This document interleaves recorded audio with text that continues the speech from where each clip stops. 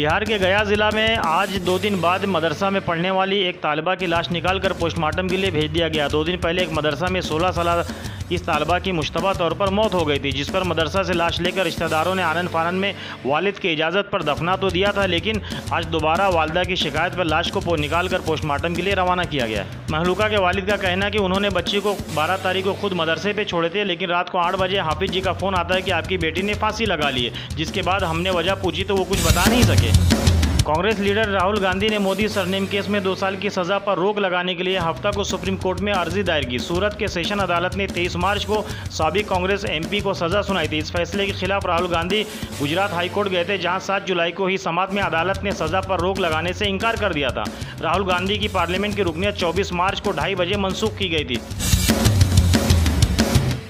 UP के swimming pools में पानी की कमी की वजह से मुस्तकबिल के तैराकी सीखने वाले नौजवान स्विमिंग सीखने से महरूम रह जाते हैं। शायद उनके लिए रियासती हुकूमत ने अपने स्मार्ट AI दिमाग का इस्तेमाल करते हुए सड़कों पर यह आर्जी इंतजाम किया होगा। अब देखते हैं कि कौन सा गैर मुल्की शख्स या अखबार उनकी तारीफ करता है। इस तरह का एक मज़ाहिया व तंजिया फ़िक्रा यूपी के साथ CM व समाजवादी पार्टी के कौमी सदर अखिलेश यादव ने यूपी में सड़कों पर पानी भर जाने वाली वायरल वीडियो पर ट्विटर पर किया है।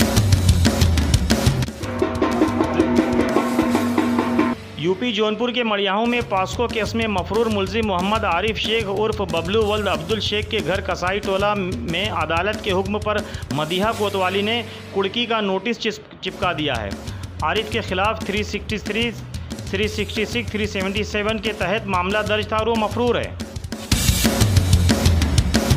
बढ़ती बारिश के सबब मौसमी बीमारियों की आमद भी शुरू हो चुकी है। थाने ज़िला भर में मलेरिया और डेंगू का कहर शुरू हो चुका है। ज़िला भर में मई में जहां डेंगू के 11 मरीज़ पाए गए थे, जून में 16 मरीजों की तशखीस हुई है।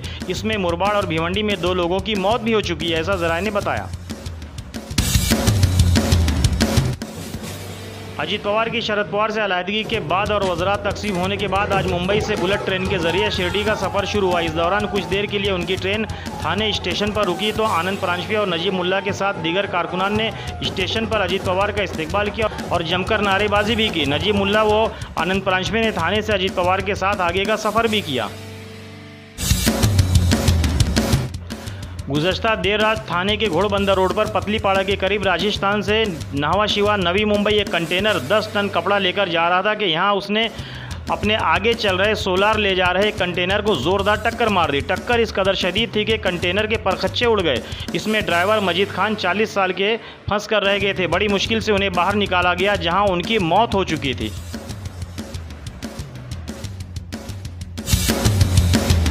महाराष्ट्र मुमरा थाने की बदलती सियासत में मैं बिल्कुल भी खौफजदा नहीं हूँ, बल्कि सेकुलर मुहाज के साथ था और हूँ। लालच या डर से मैं अपना नज़रिया और विचारधारा बदलने वाला नहीं। इस तरह का बयान मुमरा कलवा से 3 बार MLA रह चुके डॉक्टर जितेंद्र आव्हाड ने एक सोशल मीडिया के चैनल को दिया।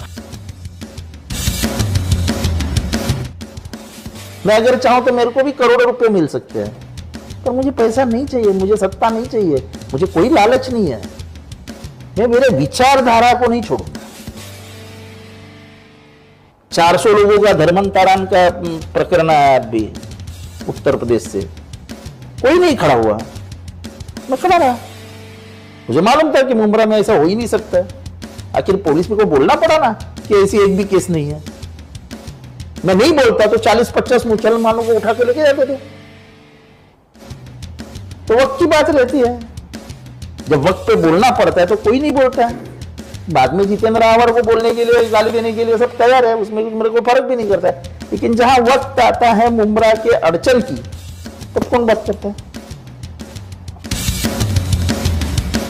राष्ट्रवादी पार्टी के 2 टुकड़े होने के बाद साबिक वजीर और MLA जितेंद्र आव्हाड NCP के थाने दफ्तर पहुंचे तो यहां कारपोरेटरों और कारकुनान की भारी भीड़ उमड़ी।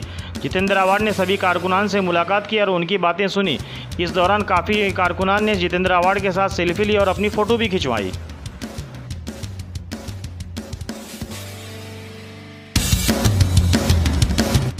राष्ट्रवादी पार्टी महाराष्ट्र के जनरल सेक्रेटरी और मुमरा के सीनियर कौमी मिली व सियासी लीडर सैयद अली अशरफ भाई साहब ने आज सवेरा मीडिया को एक तहलका खेज बयान दिया। कहा कि मैं सेकुलर महाज UPA महाविकास अघाड़ी और शरद पवार की टीम के साथ हूं। मुमरा की आवाम क्यों जाएगी NDA और मोदी विचारधारा के साथ? यहाँ के लिए अवार्ड से बेहतर कौन है?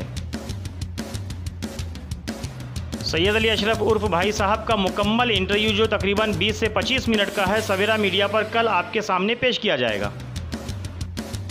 आवाम का रुझान क्या है, किस तरफ है लोग? देखिए, आवाम का एक रुझान जो है ना, एक ये माइनॉरिटीज की बड़ी बेल्ट है। तो ठीक है, व्यक्तिगत गुस्सा एक अलग बात होता है और व्यक्तिगत लड़ाइयाँ अलग होती है, लेकिन आवाम का अभी भी रुझान जो है वो कुछ वजह से चिढ़े है, गुस्सा है, वो एक अलग बात है।